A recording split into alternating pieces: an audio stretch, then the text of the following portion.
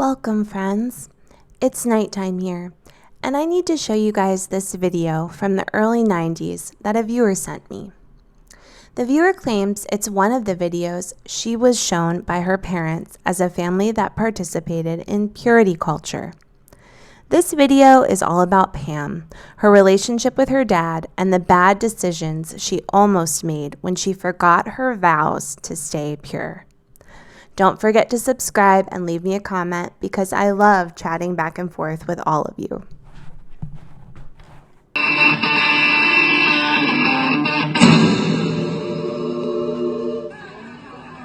haven't been out with Pamela Buckland yet. She's sweet 16 and never been kissed. Jerry Clark asked me out for a date today. Well, what'd you tell him? I told him I had to ask my father. Yeah, you know how I feel about dating. Hey, how you doing? My father won't let me. I get the picture. What's wrong with your dad, Pam? Well, he wants me to wait for the Lord to bring the right guy along. My father lets me go out with whoever I want as long as he's a Christian. Jessica's father lets her go out with guys as long as they're Christians. How are you supposed to know who the right guy is if you never go out with anybody? How am I supposed to know who the right guy is if I never go out with anybody? Pamela, who have you been talking to? So why won't he let you date? He wants me to remain pure. Kissing's fun. I wonder what Jessica's husband would say if he knew that. Let's look ahead to your wedding day. Now, let's go ahead a little further to your wedding night. When you lie down on your wedding bed, do you want a man who saved all his love just for you? Or do you want a man who's been with other women before? Lots of kids are laughing at me because of your old-fashioned ways. There's nothing old-fashioned about purity. Pamela, may I come in? It's time to pray. I've already said my prayers. Good night. Dear Lord, we love you. Thank you for this day.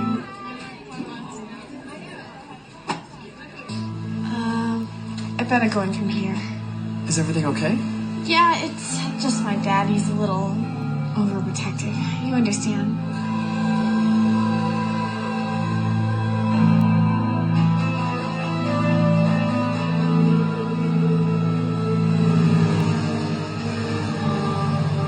So what'd you think of kissing? Did you like it? I didn't kiss him. It's not what I heard. What did you hear? So, Jerry told everyone he kissed you. And he didn't, Dad. Why is he saying that? Well, first of all, maybe the Lord's trying to teach you a lesson. I'll never do anything like this again. Please forgive me. Do you know what a Christian film library is, Frederick? It's got something to do with Christian films, right? Do you think you'd like to work here, Frederick? I became a Christian when I was 9 years old. I was going to take a ride over to the rock formations, and if it's okay with you and okay with Pamela, I was wondering if she'd like to come along.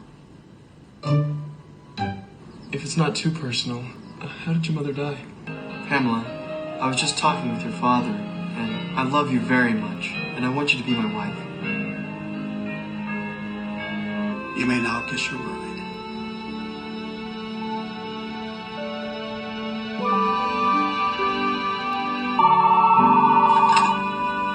Hello. Hi, Dad.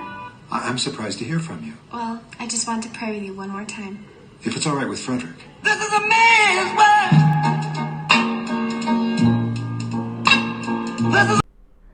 Wow, I thought that was such a neat compilation of that movie, Pamela's Prayer, and I love the end because indeed, in purity culture, it is a man's world.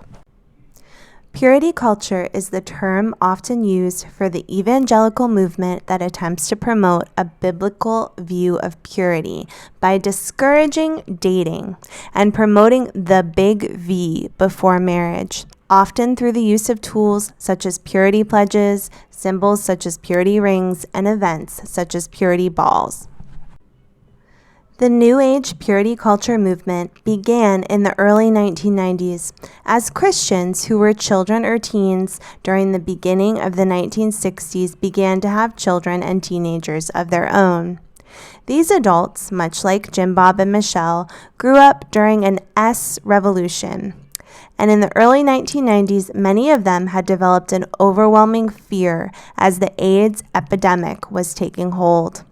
At the time, many evangelicals were reacting to the negative effects of S outside of marriage, and they attempted to ground S relations in biblical ethics. In 1992, Richard Ross, a youth ministry consultant at Lifeway Christian Resources, presented the theme of True Love Waits in a brainstorming session for a potential Christian education campaign. A year later, Southern Baptists adopted the program True Love Waits with the goal of 100,000 signed commitment cards by the time of their next annual convention. In 1994, True Love Waits held a rally in Washington, D.C.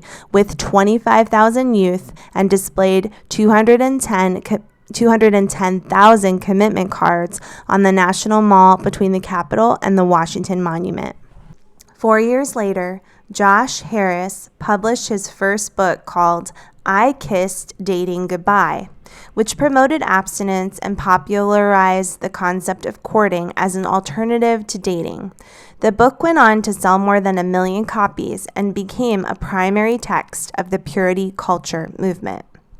Interestingly, Josh Harris, the author, later issued a statement expressing his concerns about his own book and asked his publisher to discontinue its publication. He later produced a documentary called I Survived, I Kissed Dating Goodbye. Purity culture is most starkly seen in fundamentalist church cultures, yet even in many progressive Christian communities, there are implicit messages reinforcing purity culture. The irony is that purity culture is anything but pure. It is woven with oppression and lies. It is yet another weapon of patriarchy to control and marginalize women. In purity culture, gender expectations are based on a strict stereotype binary. Men are expected to be strong, masculine leaders of the household, church, and to a lesser extent, society. Women are expected to support them, to be pretty, feminine, sweet, supportive wives and mothers. Expectations will vary by gender. Everyone is expected to remain pure before marriage. That means no thoughts, feelings, or actions. And upon marriage, they are expected to flip their on like a light switch. However, men are taught their minds are bad, whereas women are taught their bodies are bad. That is to say, men's thoughts and actions are said to be either pure or impure, while women themselves are said to be either pure or impure. But metaphors abound. A pure woman is compared to a brand new shiny car, while an impure one is compared to a used car that everyone around town has already driven and that isn't worth much anymore. A pure woman is compared to a delicious hamburger just set down on the table, while an impure woman is compared to the last bite of that hamburger. Underlying these teachings are several assumptions, including that gender is only binary and that heterosexual desire is the only right and normal form of desire. Purity pledges are often used within the purity culture. Purity pledges are vows taken by teenagers and young adults to abstain from before marriage. A prime example is the original pledge from True Love Awaits, which read, "Believing that true love waits, I make a commitment to God, myself, my family, those I date, and my future mate to be pure until the day I enter marriage." Purity rings are sometimes worn as outward symbols by those who have made a purity pledge. The rings were popularized by the Christian ministry, the silver ring thing, which promoted abstinence primarily through music events. A decade ago, the rings were worn by several young actors and pop stars, including Miley Cyrus, Demi Lovato, Selena Gomez, and the Jonas Brothers. Purity balls, which are father-daughter purity balls, are formal dances or events attended by fathers and their daughters to promote until marriage for teenage girls. At the balls, the fathers would often sign a pledge that they would be the example of purity and model integrity for their daughter. The dances were originally conceived in 1998 by a California couple, Randy and Lisa Wilson, as a way of celebrating God's design and life's little growth spurts. Okay, so on TLC's show, the Duggar family did not show us purity balls and silver rings. They hid some of their beliefs and practices, but did make it apparent when their girls started coming of age that they would only allow courting, which they termed dating with a purpose. Specifically, at Josh Duggar's wedding, Josh sang a weird purity song to Anna about several commitments he was making to her, even though we all know he quickly failed to keep any of them. In many of my prior videos, I've highlighted how I feel the Duggars' religious practices failed Josh. The purity culture is a huge part of all that. After Josh was arrested for CP, many people within the Christian fundamentalist community came forward to talk about how purity culture contributed to Josh's issues in the following ways. Number 1, women are responsible for the men's sin. Purity culture claims that women's bodies and clothing can cause men to stumble. Rather than placing the responsibility for thoughts or actions on the man or boy who enacts them, purity culture places the responsibility on the woman or girl for being looked at.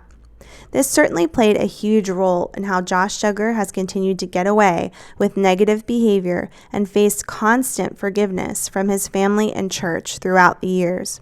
It also plays a huge part in why victims like Jill are often blamed for the missteps of their perpetrator.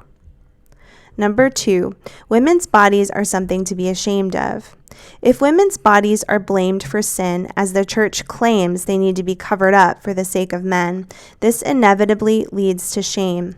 Rather than celebrating the many wonderful things about the physical shape God has given them, women and girls are encouraged to see their bodies solely as possible temptations to men.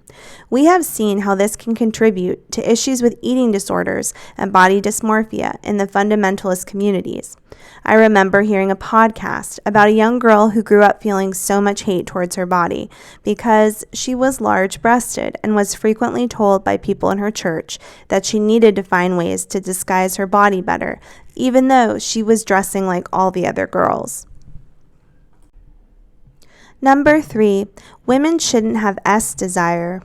Purity culture sometimes implicitly and other times explicitly states that the reason men's is women's responsibility is that their lady brains are so different that they really don't have any desire.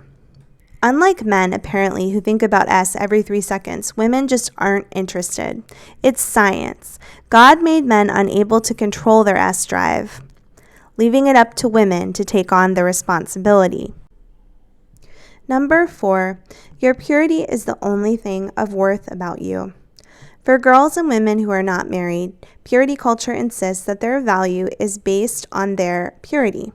They are taught that having makes them like a crumpled piece of paper, a chewed piece of gum, or a jar that loads of people have spit into.